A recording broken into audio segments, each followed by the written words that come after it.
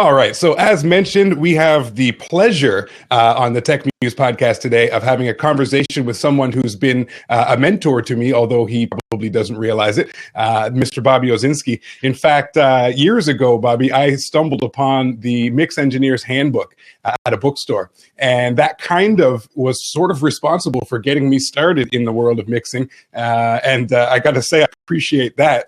Thanks for coming on the show. Thanks for having me, Dezz. I love to hear stories like that. Yeah, Kind of makes the pain and suffering of putting a book together worthwhile. Well, you must enjoy pain and suffering because you've got quite a number of books out. What are you up to now? 20 some odd? 23, but actually, if you consider second, third, and fourth editions, there's more. Yes. So I think it's about 40 if you consider that. And I guess most of the stuff that the content that you've produced focuses on either music production and engineering, as well as music marketing for the DIY musician. Would you say that's accurate? Yeah, there's, let's see, there's some books on social media and music business as well. Music 4.0, which is going to be Music 4.1 pretty soon. Okay. That's all the business of music, with yes. An overview of the history of how we got to where we are today. Okay, very good. Now, if there are anyone in my audience now who are not familiar with you, just spend a minute or two and give us the sort of 25-cent tour as to what you do with your time and how you got into doing these things. Well, I like to tell people that I do a lot of different things, and it changes every day. Some days I'm a producer, some days I'm a mixer, some days I'm doing video, and some days I'm doing audio. Other days I'm writing. Almost every day I write something. I write 2 blogs, so that's like 2 magazine articles every day, which takes a bunch of time. As well as I write for Forbes and various books. So it's something different all the time. It all has to do with the music business, with recording, with just the things that we do. And I like to think I'm as current as anybody on many of these different areas of the music business, because there's a lot. It stems from my ADD, I think. I can't stay on one thing for too long. Well, it's all on topic as far as I'm concerned. You may or may not know, but at the TechMuze Academy, we have basically 2 pillar topics of conversation, and that is music production with a heavy focus on mixing, because that's my passionate area of expertise, and music marketing, growing a fan base, etc. In this sort of new world that we find ourselves in. We got a lot of tools at our disposal these days on both sides of those conversations that really sort of put a lot more power in the hands of the average DIY musician, the regular Joe's budget. You don't have to be Daddy Warbucks anymore if you want to make a record. You get yourself a laptop and some software and a microphone or 2, and you're off to the races. And the same with music marketing and promotion. Some of the tools that we have at our disposal are just sort of mind-boggling if you were to consider, even just 20 years ago, the fact that we have global distribution at our fingertips for free with things like YouTube and iTunes and things like that. We have the ability to communicate directly with our fans, which is something I'm pretty excited about, that, we don't have that sort of, the musician up here and the fans down here, type of thing. We still get that in the pop industry and the sort of what I like to think of as the corporate music industry. But what would you say at this point in time is for someone who's got some decent music together and is sort of just starting to grow a fan base, what would you say is sort of an ideal place to begin these days? Well, the first thing is YouTube is, I guess, the biggest way of growing a fan base and also breaking an act these days, in terms of the fact that everybody goes there from all age groups, and the younger you go, the more they go there. Yeah. So you have to concentrate on YouTube, and you have to be there, and you have to know how to do it correctly, and that's one of the problems. I see a lot of people for instance, they'll put a video up and it may have a description that's totally confusing. It may have a title that's confusing. And there's just not a lot of information or even links sometimes to get back to their website or social media or whatever, which kind of defeats the purpose of the whole thing. Yeah. So that would be the first thing is, it's someplace you have to be right now. Yeah. And you don't necessarily have to do production level, super produced videos. You just have to have a presence. As a matter of fact, sometimes the well-produced or overproduced videos or just, the music videos of the past aren't even relevant. Yeah. Yeah. I think these days, because of the fact that there is so much quote unquote noise to rise above because everyone has tools. I was talking with Bob Baker a couple of days ago about this. There's a lot of music coming out now, and some better than others, of course, right? But because there's so much to choose from and to sift through these days, I think that people are really starting to get hungry for more than just the music, but more of a personal connection with the artists that they're interested in. I know I can speak from personal experience that that's certainly something that I feel. And I've learned also from my experience that that's something that seems to really generate more of a response than the actual quality of the music itself. And now hopefully you've got good music. Obviously you want to start there, but I really do think that people are craving for, a personal connection. What do you think about that? Well, first of all, I think that it's a difficult and maybe impossible task to qualify music as good or bad. Yeah.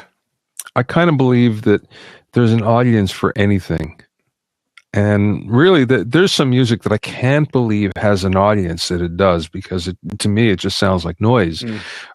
But the fact of the matter is, it does have an audience, and it just goes to show you that you can find your audience anywhere. There is an audience, even if it's 10 people, that you can have a fan base that is just rabid for you, but you have to know how to find them. And that's the big part. And you have to it doesn't happen overnight. You can't just put a post up and you'll find them. It's something that, you have to dig to find, people that might like what you're doing. But there are those people out there, no matter what you're doing. I mean, there's some stuff. I remember listening to basic garage band things. And when I say garage band, I mean bands in a garage at that level, starting and have a huge fan base, love their music. And I'm thinking to myself, yeah, but these guys can't play.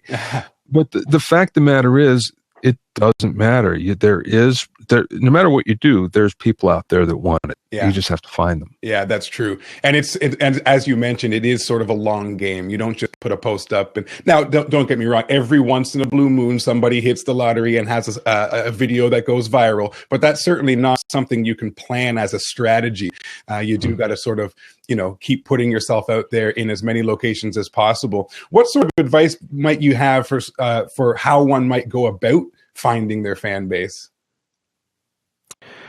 Well, the easiest thing is to find artists that you sound like. And find blogs, for instance, and forums that are dedicated to that fan. And I wouldn't say, if I was an artist, I wouldn't say, I think I sound like this. I would ask other people, who do I sound like? Because sometimes, and I work with artists all the time that say, our fans think we sound like this, and I can't see it at all. And I can't see it either, but yet they do, fans do. So the best thing is to find fans that like music like you're doing. And that's kind of the easiest thing. And hopefully they'll hear what they're hearing in that particular artist. Right. That's the best way. And of course, it's blogs, it's forums, things like that, social media. And, again, it takes time to, you can't just kind of post on a blog, hey, we think we sound like, whoever it is, Kanye. I sound like Kanye, so you should follow me. Well, that doesn't work. You have to do things gradually. Everything in this business is a gradual step-by-step process, unfortunately. Absolutely. Yeah. Yeah. You make a good point there. I mean, I know, I play in a duo with my lovely lady, Carol, and we just call ourselves Dezz and Carol. And we've just put out a record, and to speak to your point about, not trying to describe yourself and allowing the fans to do it. When we first put a description of ourselves together, I realized in retrospect that it came more from what we liked to hear, as opposed to what we actually sound like, right? Yeah. And as it turns out, that when we started getting some feedback from fans, as we started to put ourselves out there more, they're like, people compare Carol to Grace Slick, and it's like, yeah, we love to sing some Jefferson Airplane, but that wasn't what we thought. That's not what we thought it sounded like or whatnot. So yeah, it's definitely something that you want to let other people inform you on. And then, of course, once you've got a general consensus, I believe you can start to then present, put your marketing materials together and stuff, using that to inform your tone and your presentation, I suppose. Yeah. Okay, so if we've managed to find some blogs and some locations online, maybe Facebook groups and forums and things like that, that contain sort of our target audience, what would be sort of the next logical step? Okay, we found somebody. What do we do? Well, there's two things. The first thing, and I learned this from a big online PR firm. I happen to know the founder and the president. And this is what they do. And they have tech clients mostly, but they have a few music clients, but it's mostly tech. And what they do, their technique, and it works perfectly, I don't know if there's another one, is they befriend bloggers. Okay. And generally speaking, it's very easy to do, because bloggers, and being one myself, I know that I can always tell, I know when I write something, I'm going to have these people that are going to reply, and it's not always the same people, but generally speaking, there's the same ones over and over. And so it's like, I will give you leeway because you're a regular, you're helping me, and if you want to promote something, that's cool. But generally speaking, the best thing is just make a bunch of comments. Okay. And just be a regular commenter first. And then after a while, after you gain the trust and confidence of the blogger, and they know you, then and you might even want to ask them, is it okay if I post a link to SoundCloud link or something like that? Mm-hmm. And usually they'll say yeah. And one of the reasons why is, and sometimes another way to do it is offer a guest post. Right. If you can write. Because bloggers usually are searching for material, especially the more they blog. So if there's free material that comes in, they don't have to work for a day, that's a plus. Absolutely. Although that doesn't work for people like me, I have to say. I've rarely taken outside info and used it. And mostly because it didn't fit. And I've had times like PR people say, hey, we have this perfect post that you can use. And I look at it and go, wait, do you really read, my blog? Yeah. Because it doesn't seem like it it's not my voice. Right. So if you're going to do something like that, you have to be in the voice of the blogger. And that's, the whole trick there. You can't be in your voice so much. So that's what you're describing there is sort of a way to amplify your reach, I guess you could say. Because any respectable blogger who's been doing it for a while will, by definition, have their own audience. And if they're on subject, on point, and you can get in front of their audience, then you've sort of have the opportunity to sort of exponentially grow your audience. I call it coattailing sort of thing. Well, I mean, for instance, if there's a blog, if you have a band and you think you sound like, I'll just take a classic band, AC/DC, and you go to a blog, an AC/DC blog, or your fans tell you sound like AC/DC, right. And you go to a blog and you make comments, and you make enough of them that finally the blogger understands who you are and feels comfortable with you. At that point, you can even, usually there's a way that you can get them offline and or off the blog anyway. And you can say, here, listen to this, see what you think. Or would you mind if I post a link? Chances are that blogger is going to follow it himself. He's going to listen. And if you, in fact, do sound like that artist, the blogger may become your next best friend and maybe say, hey, look, guess what? This you have to check this out. If you like this, you're really going to like this. So that's the way it happens. And again, going back to my friend with the PR agency, they had a list of 10,000 blogs. And he had, I don't know how many people on staff, and there were certain people that had just the tech sites, or they had some that were responsible for the mommy blogs, and there's another one for music, and it was their responsibility to cultivate those bloggers, and that's how they did it. And they were so good that they'd be able to post on get a post up on a blog like on a Friday, and be on CNN on Monday morning. Really? Yes. That's some clout. Yes. Yeah. Well, I mean, again, they were really good at what they did, and they knew who to get to, but it all started with the direct relationship. Yeah.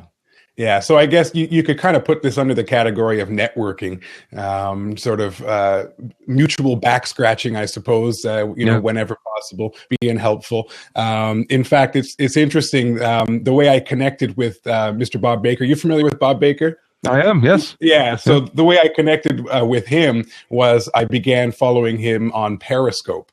And as he was talking about the subjects he likes to talk about, if he would mention a link or something, I would go and grab it and cut it and paste it and pop it in the comments and whatnot. Yeah. And he eventually, noticed me through repetition, and we connected on Twitter. And then, one thing leads to the next, and we're having a conversation here on Blab. And it's really kind of cool what you can do these days if you're just not afraid to reach out and say hello and be helpful, I suppose is the best stance to approach with.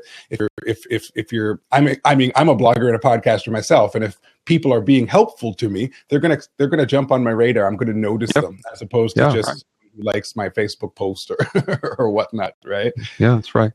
Yeah, networking. But even so, I mean, even likes on Facebook, for instance, there are, after a while, you begin to see a trend, and there are certain people that are always liking some posts, or you can tell if I put a post up like this, it's probably going to be these people that are going to like it, and it may be 2 and it may be 20, or it could be 200. Right. But after a while, you start to see the same names over and over, and that means that I'm going to pay more attention to them as well. Yeah, that's right.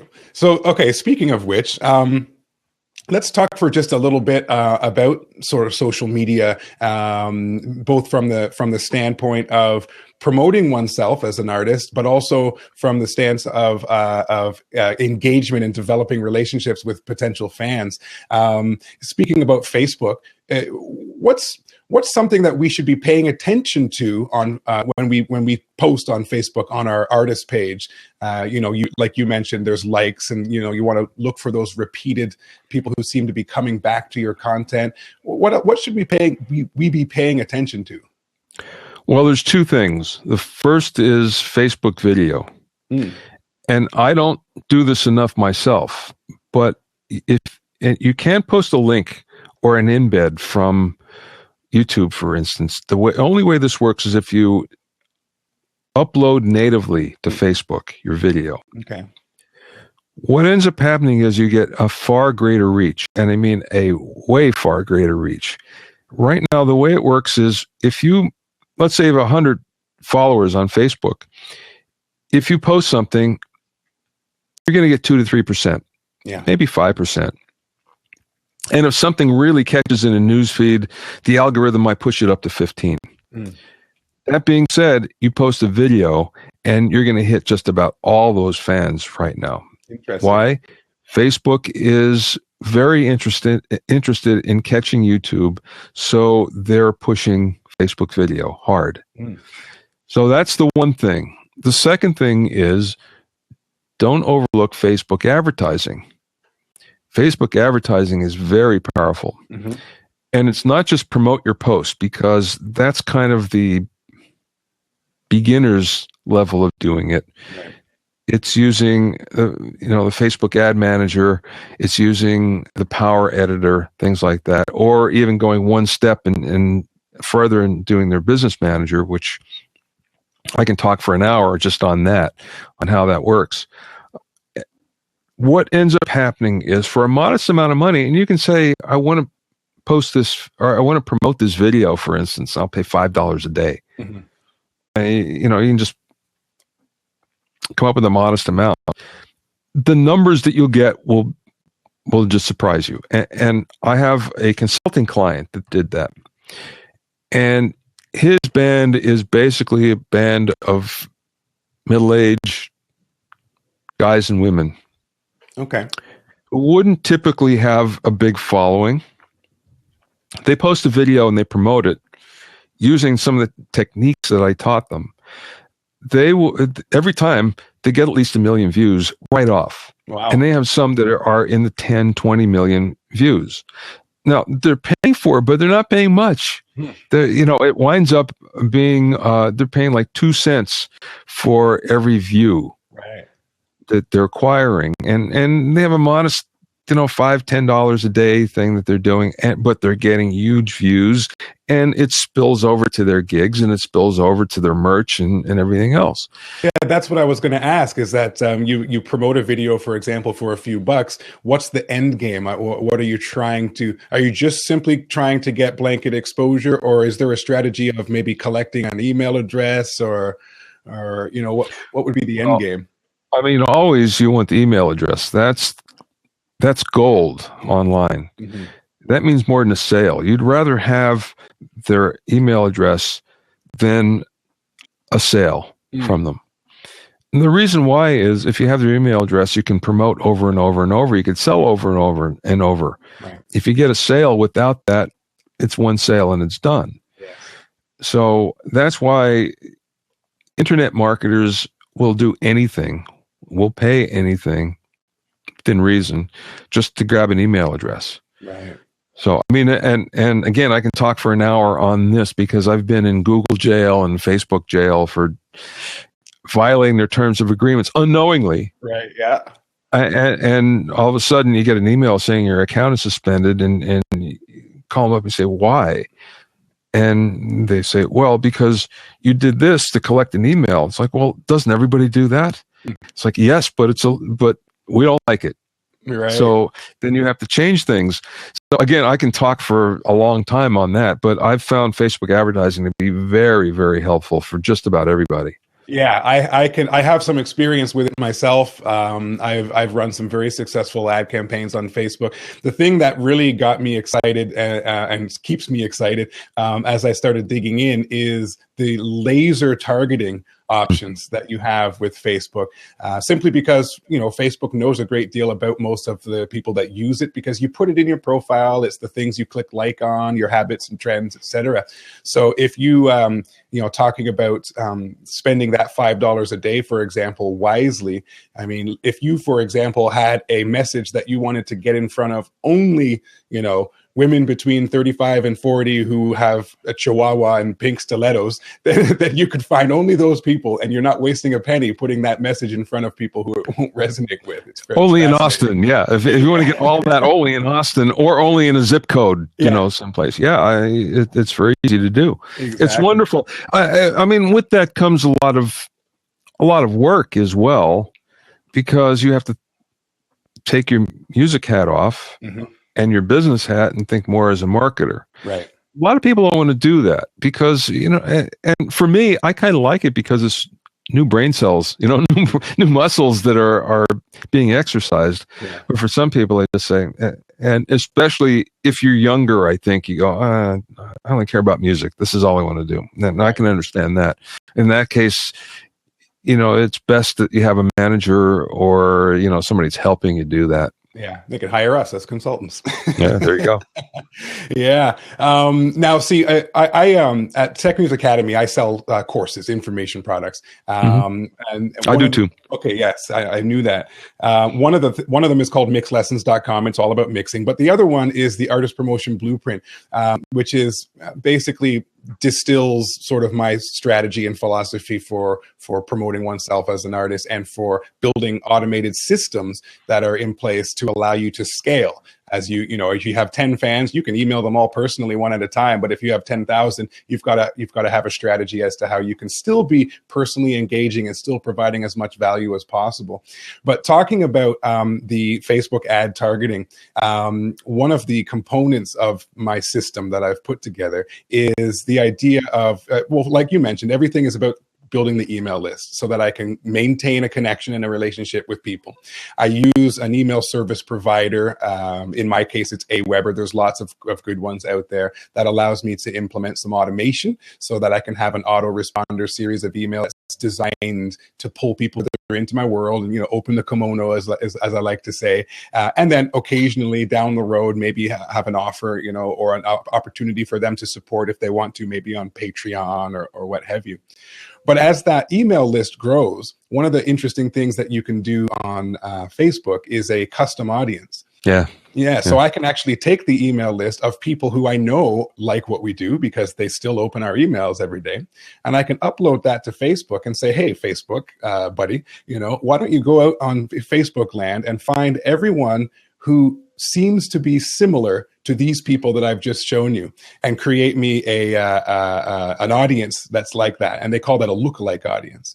So I take my email list, I build a custom audience. So I can, if I want to, I can put Facebook ads directly to people who are already on my email list and no one else. But I can say, create me 1 million more people that look like these people that are into the same kinds of things. And then I can get my music and my videos through a $5 or $10 a day ad campaign in front of more people who are potentially predisposed to liking what it is that I do or the band does or what have you. I don't know if if you've played around with that a little bit yourself. Oh yeah, I've done a lot of different targeting, different advertising strategies. I've been doing it for about 3 years now. Okay.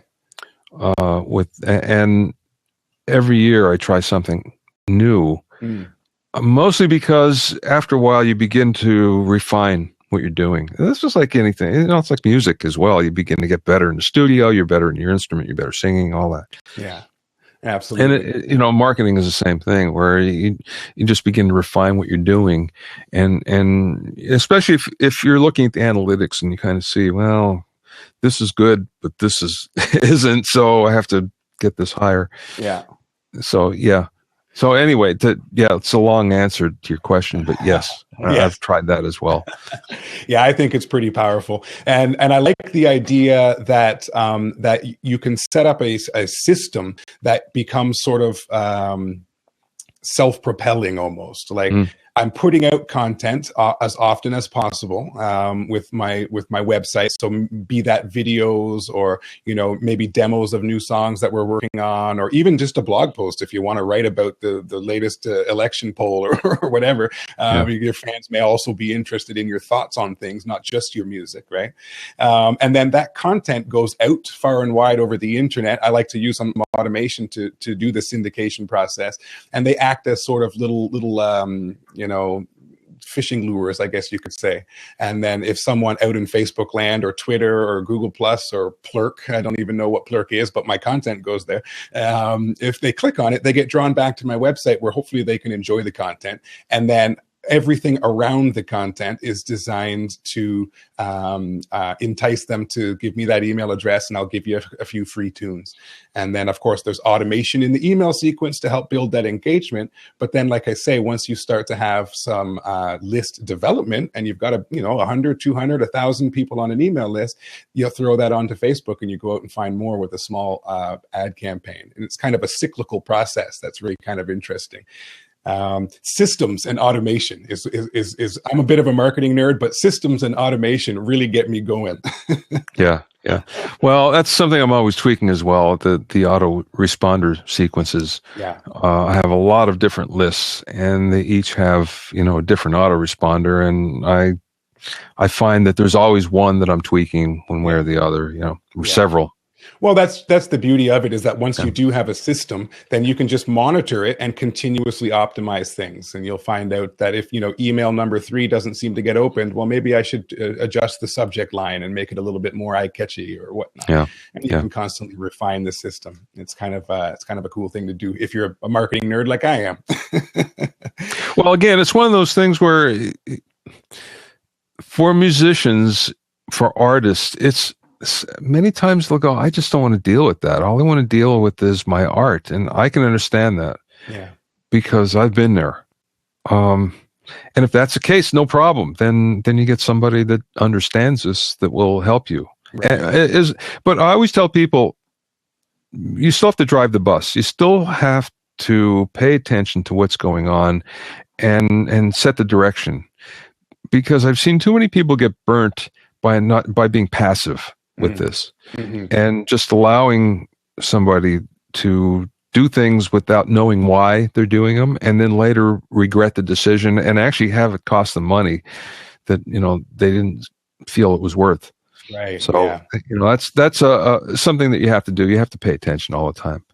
Yeah, absolutely. I suppose there's always a danger in hiring a quote unquote expert if, like you say, you haven't done your own homework, because there's a lot of people out there that just want to take your dollars and cents, and they'll charge you $5,000 to build you a one-page WordPress website, and if you don't know, you don't know, right?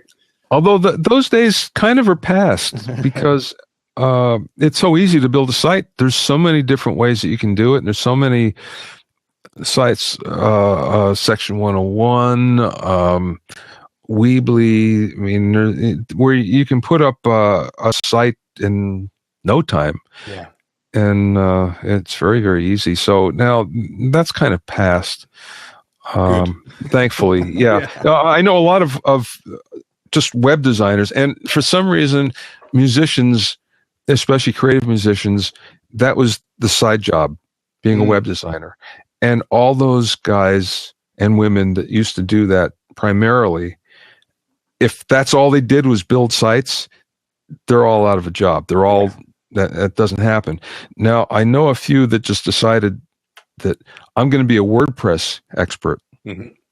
And that's different, because everybody needs, especially in WordPress, there are times when you really need an expert to kind of figure something out. So those people are still working. But just the generic, I'll put up a website for you. Those days are kind of over. Yeah, I do a lot of that type of work as part of how I supplement my income for small businesses, local businesses, and whatnot. And I found that as you mentioned, anyone can really put up a site these days. You don't even have to be that tech savvy. There's templates and themes and things to make things look great. You don't even have to be a designer. It's fantastic. But what a lot of people fail to consider is that a site needs to do something. It needs to have a function. Yeah, right. You don't want it to just be an online brochure, like back in the 90s and the early 2000s. You want it to actually do something. And that's really the type of consulting that I do. I can throw up a website in a night. That's no problem. But how do we actually get it to serve your purpose, your business, your career as an artist or whatnot? And a lot of these systems that we've been discussing are and the strategies around them are sort of really what people would hire me for.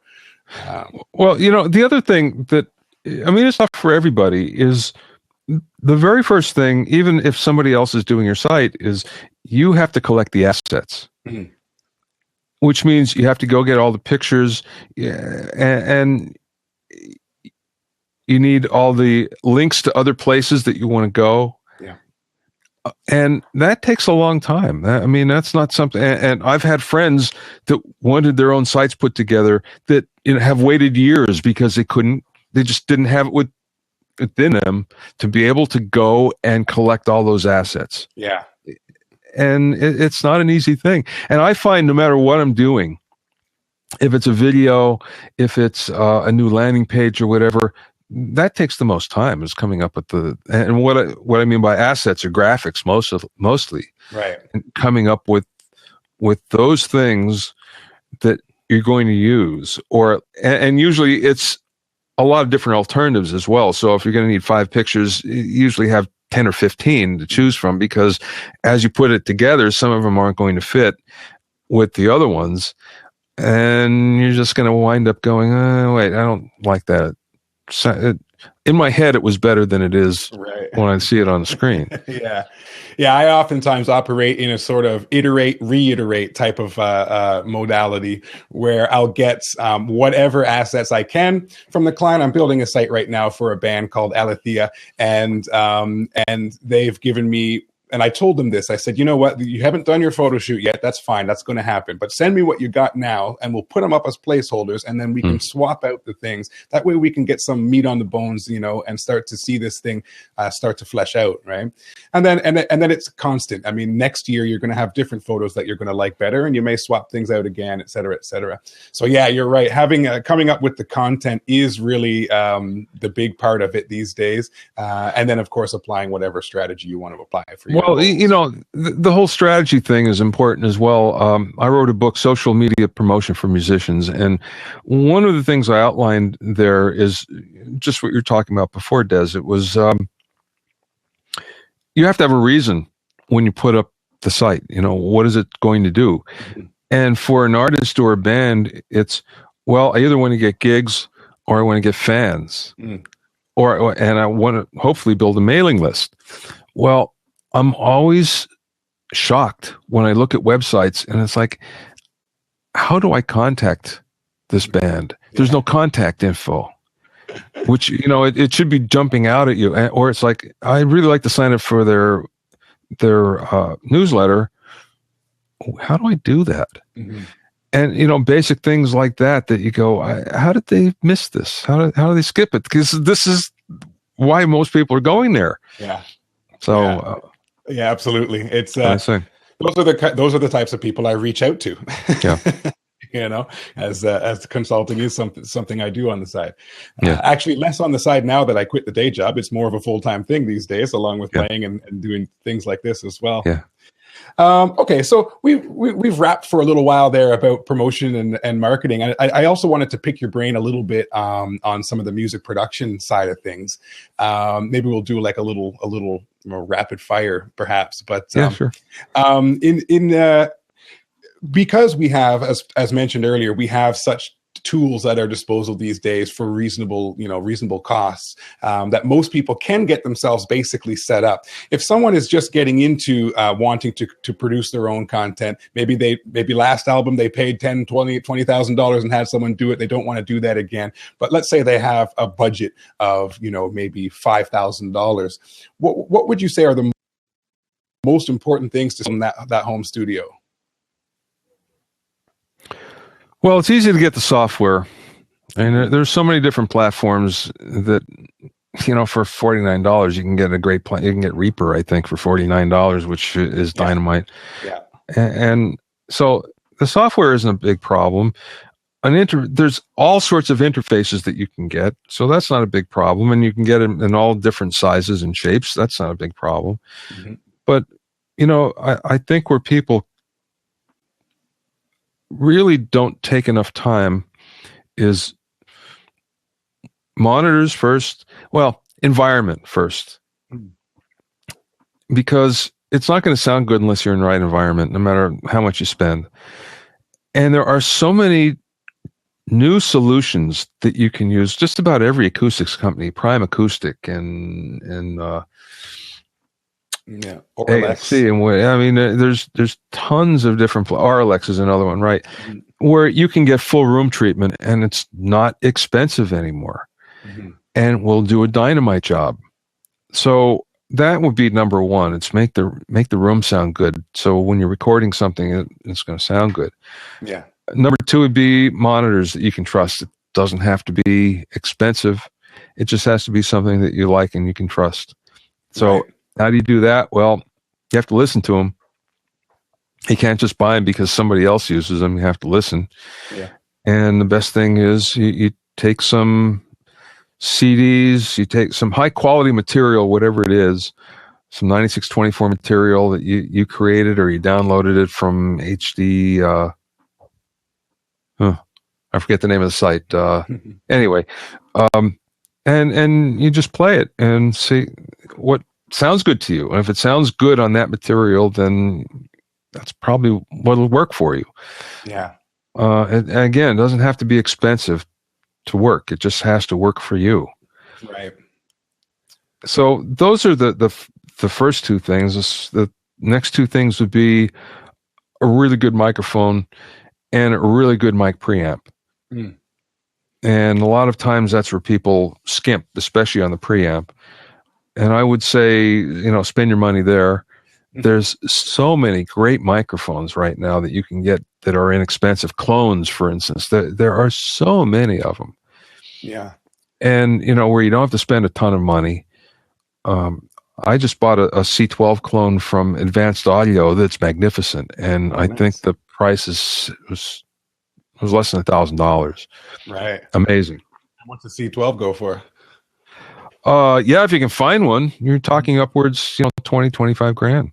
If you can find one. I hope I find one day. Yeah. And a good mic preamp. Always spend your money there because you'll have it forever and you'll always get your money back.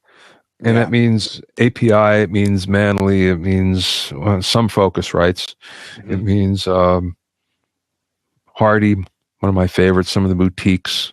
There's lots of really great ones, but you get 2 channels of that and there you go. Yeah, and it's going to, of course, add value to every subsequent microphone that you would ever purchase because it's going to be going through a high-end pre. I really appreciate you stressing the importance of your listening environment and your monitoring solution, because I find that's where a lot of people they forget to think about it because it's not as fun and sexy. Shopping for a new microphone is that, oh yeah, a new microphone. Putting foam on your wall just doesn't have the same appeal, but it's extremely important. And it was interesting. The first time I had an opportunity to work in a nicely treated studio environment, I realized that I was actually better at mixing than I thought I was, because I'm always making decisions based on, of course, the information that's coming into my ears. That's all you can do, right? Yeah. And if the information that's hitting your ears is lying to you, then you can be the best engineer in the world, but making the greatest decisions in the world, but they're based on false information. So you're not going to have the best end result. That was an eye opener for me, for sure. Yeah, and you're not fighting yourself, which happens a lot. And there's ways around it. I mean, the biggest thing that people don't do when they're mixing is listen to other songs. Right. And there's some great software to help you do that. My favorite is Sample AB. Okay. And you put it on your mix bus, and what you can do is switch between your project and 10 other projects, 10 other songs. And you can even loop just a section of a song and go back and forth, and you can make sure you can level match and everything. And it's brilliant. But the thing about it is, if you understand what one of your favorite songs sounds like on your monitors, then it so much helps you when you begin to mix, because you have a reference point. Yes. And you need that reference point always. One of the reasons why, and there's so few of these anymore, that when I was growing up in the business, usually you had a mentor. Usually you grew up as an assistant in a big studio. And why most of those people that grew up as assistants went on to become famous engineers or producers is the fact that they had a great reference point. They knew when something sounded great, they heard it, they knew it. Right. And they could always compare that because they knew what sounded good. And they also knew what sounded bad because they heard that as well. If you don't have that reference point, it's really difficult. You have to provide it for yourself. And that's what most people have to do. And the best way is get some really great material, great sounding material, what you consider great. Listen to it and try to match it. Do you recommend having sort of a collection of go-to references, maybe even for specific things? Like I might reference this track for that rock kick drum that I love, or that guitar tone, or whatnot. I suppose that would be a smart idea. Yeah, absolutely. And so that's why having a variety of things is useful, because there's not one song that will do it. I know that there are some live mixers that will use one song no matter where they go as their reference point. But it doesn't quite work the same way for music mixers, for studio mixers, because you're working on a lot of different material. You're working on a lot of different arrangements. Every arrangement is different. So you need something to compare that compares the arrangement you're working on. Right. If you're working on something that's acoustic, for instance, you wouldn't want to reference against, a speed metal song. Right. Yeah, that's right. That makes sense, of course. Yeah. I have a little collection of tunes, and I'm continuously adding to that as I discover new music that has a sound that I love. As I say, the next project I work on that's in that vein, I'm going to reference this. I'm also oftentimes guilty of not using a reference mix out of laziness, I suppose. Yeah, we all do that. Yeah. Yeah, that's something I'm trying to work on. Now, this application you mentioned earlier is called Sample AB. Yeah, it's from a company that an English company that specializes in samples. Sample Magic, it's from. Okay. And they don't have, I think this might be the only software product that they have. Otherwise, it's just sample libraries. But it happens to be brilliant. I'm going to post a link in the chat there so that those cats check it out. It's not expensive, and they keep on updating it all the time. So it gets better and better. And it's just something that, boy, it really makes a difference. Especially for me, it's always the low end. I'm trying to get the low end right. Right. And when you compare against the low end on this song and you go, oh, I don't quite have that, so let me try to do something else, Yeah. And then sometimes it's the mid-range. Sometimes you go, I really like the mid-range in this. How come mine doesn't sound like that, Yeah. So that's what I find. I have a program called 101 Mixing Tricks. And in that program, there's also a dedicated Facebook group. Okay. And what's interesting with that is I ask them lots of questions. What's the most difficult thing that you do when you're mixing, whatever. And I find that it's one of two things. No one ever says I have a problem with the high end. It's always the mid-range, upper mid-range, lower mid-range, and the low end, bottom end, or any combination. Mm-hmm. And not many people ever say, I have trouble at the high end. Although what I've found is a lot of times people don't pay enough attention to that. Right. And as a result, they don't have a clarity to their mix. Yeah.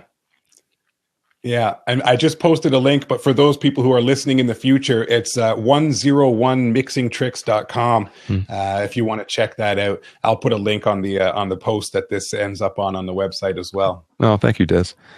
Okay. No, my pleasure. I appreciate you taking the time. Like I said at the beginning of the call, I've followed you for quite some time, and your book, Mix Engineer's Handbook, kind of got me started on my journey, and now I'm able to be in a position to help other people learn as well. So, which I'm very passionate about. Well, the interesting thing was that started me in my journey as well. The reason why I wrote it was I'd never written a book, but I had hundreds of magazine articles. Right. That I've written before. Mix Magazine, EQ, REP, which was a big magazine in the 80s, Billboard, just like a dozen different magazines. As a result, I knew all these great mixers. I was a pretty good recording engineer, but I wasn't a good mixer. I wasn't. And I knew all these great guys, and it's like, well, let me ask them how they do it. And maybe there's a whole bunch of other people that feel the same way. So I went and I interviewed 25 of the best engineers in all sorts of different genres. Right. And that became the first Mixing Engineer's Handbook. But really what it was an effort for me to get better. Right. And I did. And I got to say, you have all these world-class guys that would say, yeah, I'll tell you what I do, no problem. Because nobody can do it like me anyway, which is true. But I didn't.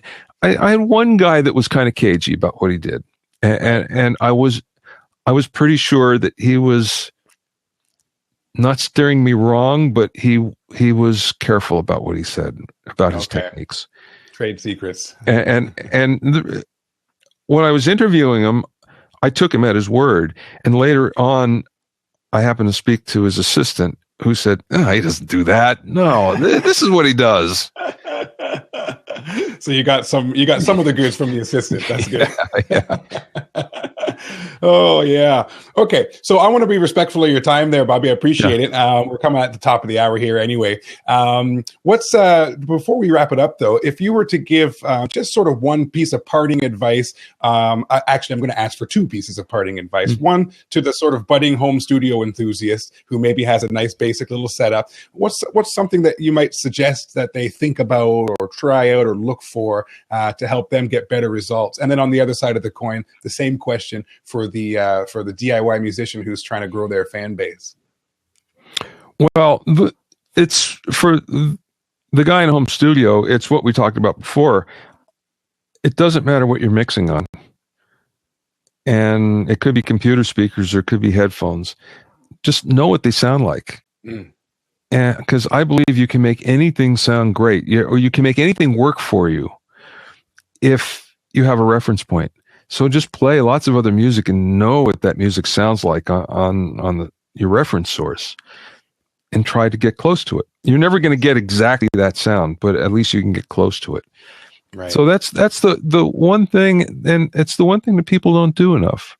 And I was guilty of it myself, so I understand how that works. Mm-hmm. So that's what I would say there.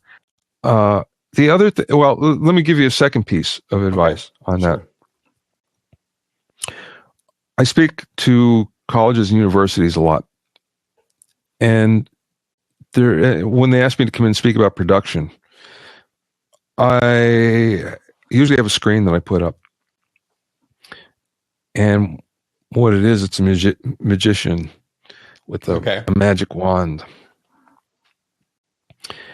And what I tell everybody is that when there's whatever song is a hit in any genre, there's a reason for it.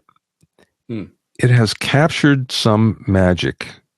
The people involved have captured lightning in a bottle. And you have to respect that. Even if you don't like the artist, you don't like the song, it's still worth listening to and analyzing and trying to figure out, what is it about this song that really works?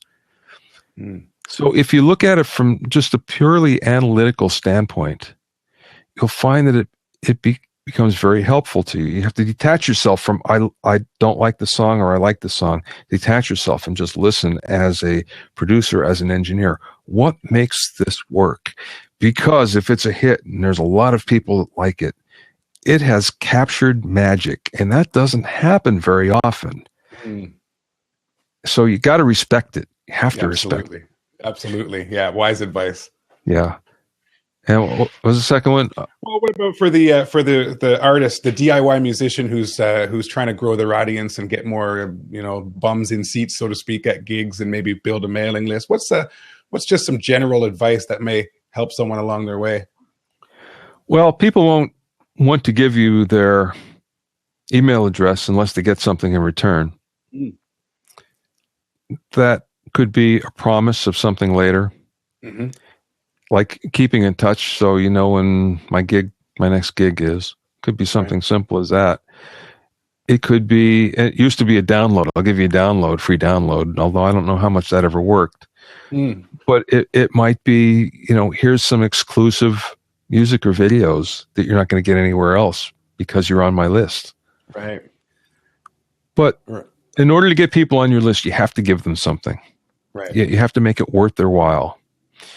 That being said, the most powerful tool that you have in your toolbox is your mailing list. The second most powerful thing is your website, not to confuse with your social media site, like your Facebook page. Yep.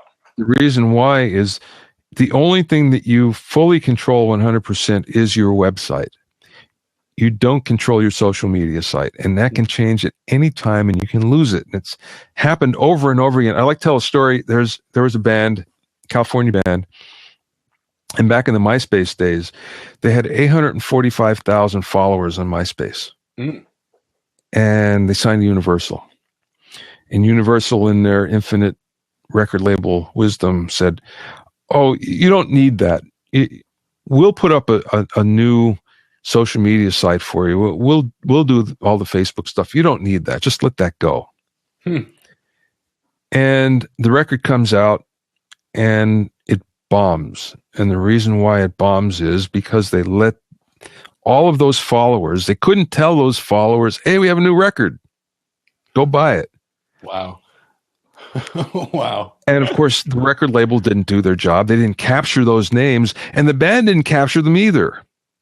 That's why it's really important that you have a website, because you can control that no matter what. It never changes unless you say it will. Yeah. And your email address, you can always touch your fans with that email address that you can't necessarily do with social media. So cultivate those two things. Those are the most important.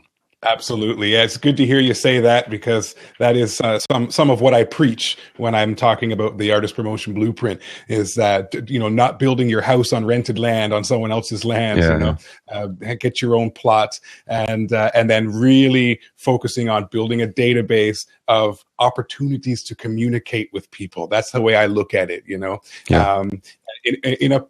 way that you own, like you say. And then, of course, when you start getting into advanced things, you can use this email list to create Facebook audiences, et cetera, et cetera. There's all kinds of fun stuff that can be done. But yeah, it's an asset to your business. I like to think of it as. That's definitely wise advice. Listen, Bobby, I appreciate you taking the time. Where's the best place for people to find you if they want to see what you're up to, or maybe shout out to you on Twitter or something like that? What's the best way? It's all Bobby Owsinski, at Bobby Owsinski on Twitter, Bobby Owsinski fan page on Facebook, or my personal page on Facebook. And that's OWSINSKI. That's right. BobbyOwsinski.com, which will lead you to all of my courses and programs. It will lead you to the blogs. It will lead you to all that. So BobbyOwsinski.com is the place to go. Very good. Well, thank you once again, my friend. And hopefully maybe in the future we can do this again sometime. And by the way, also in the list in the beginning of our conversation, you had a list of things that you do, which was fairly daunting. The one thing you forgot to mention is you're also a podcaster. Oh, that's right. Yeah. That's right. I just did one, 107, episode 107. I got some catching up to do. Well, when I first started, I never thought I'd reach this. I'll tell you, it happened real fast. So, well, I had a 2-year period where I basically did nothing. So I would be further along were it not for that. But I think this conversation today is going to be episode 61 for the TechMuze podcast. Well, that's still daunting. That's still pretty good. We're getting there. We're making moves. I've committed to a weekly schedule now, so that's helpful. Yeah. Thanks once again, Bobby. I will cut you loose, let you get back to your business. There's a little X at the top of your screen. It's how you're going to end the call there. And like I say, I'll reach out to you via email and send you a link when this is published, and so you can have a look at the final result. Thanks, Dezz. I appreciate it. Take care.